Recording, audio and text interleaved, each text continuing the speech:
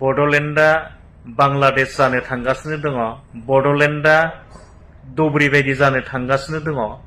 दा मानसिफ्रा साननो हागौ आरे मारै जाथावथाव, बड'लेण्डआ बोरै दब्रि जानो थांदों, बोरै बांलादेश जानो हागौ। दा नाय, देग्लाय 2025 मायथाइया BPF नि गोदान सरकार, बे बोसोरनिफ्रायनो बर' हारियाव सनि नांनो हमदों।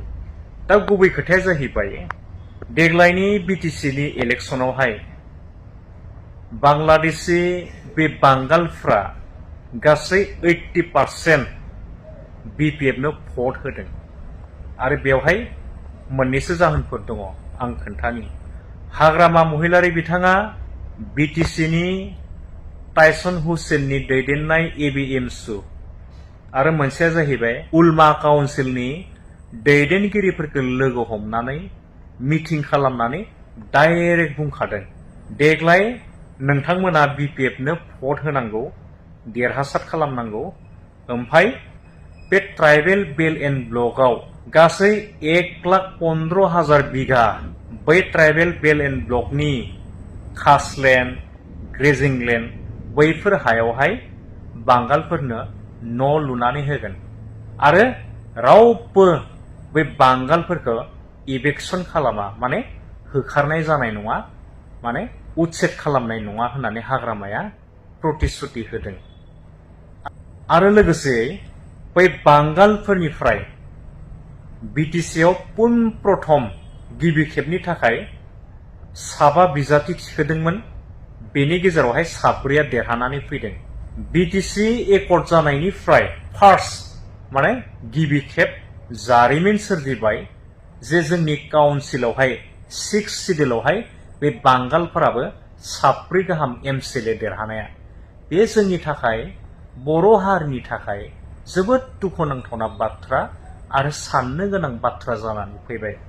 दिनै हाग्रामा महिलारी बिथांमोना गावनि पलिटिकेल केरियारनि थाखाय, गावनि खेमतानि थाखाय दिनै हारिखौ ओरैबायदि मोनसे अलखदाव हाखराव गारनानै दोनहैबाय। दा बेखौ सोर रायदावगोन? जाय जोंनि ट्राइबेल बेल्ट एन्ड ब्लकआव गासै 4 लाख बिघा हायावहाय उच्छेद जानांगौ होननानै सासे बेक्तियाहाय गुवाहाटी हाइकर्टआव अलरेडि केस होनानै दोनखादोंमोन। दा केस होना दोनसेयावबो दिनै हाग्रामा महिलारी बिथाङा BTC नि ट्राइबेल बेल्ट एन्ड ब्लकआव रायजो जाबाय थानाय जोंनि बांगालफोरखौ, बांलादेशी बांगालफोरखौ उच्छेद खालामनाय जानाय नङा होननानै दुब होनानै दोनदों। बे जोंनि हारिनि थाखाय सहायथाव नङा। दिनै बांगालफ्रा जोंनि ट्राइबेल बेल्ट एन्ड ब्लकआव जुदि 1,15,000 बिघा हायावहाय जुदि बिथांमोना संसार जाफैयोबा, रायजो जाफैयोबा, जोंनि बर' हारिनि इयुननि फिउचाराव अबेयाव? जोबोद साननो गोनां जानानै फैबाय। जाय हाखौ लानानै बड'फा उपेन्द्रनाथ ब्रह्मआ आलादा न'खर दानायनि सिमां सुजुनानै आन्दलन खालामदोंमोन आरो बे आन्दलनावहाय बर'निफ्राय खमैबो 5,000 जोंनि जोहोलाव जोहोलावजोफ्रा मुंख्लं जानानै जे बड'लेण्ड दाफुंनांगौ होननानै सिमां नुहोदोंमोन। जोंनि ट्राइबेल बेल्ट एन्ड ब्लकआ बर' हारिनि रैखा कवच होननानै जायखौ जों बुङो, दिनै बे हाखौनो दिनै हाग्रामा महिलारी बिथांनि सरकारा बांगालफोरनो हगारना होनो थांगासिनो दङ। बेसे दुखुनांथाव। दा आं खावलायो, आं सानो दिनै जोंनि बर' हारिनि गेजेराव गावसोरखौनो टप मोस्ट इन्टेलेक्चुयेल बुंनानै लाग्रा दावराव देख्रेब नार्जारी सारमोन, अमर सिंह ब्रह्म बिथांमोननि टीमा जिहेतु बड'लेण्ड जनजाति सुरक्षा मन्च दानानै जि बर' हारिनि थामोनथानि थाखाय जि बुंबोबाय थादोंमोन, आवाज होबोबाय थादोंमोन, आन्दलन खालामबोबाय थादोंमोन, मोनसे समावहाय दिनै बिथांमोना बे इस्युखौ लानानै सिरियै दलरै जुदि जिरायना थायोब्ला बेखौ जों रायजो राजाफ्रा सैज्य खालामनो हानाय नङा।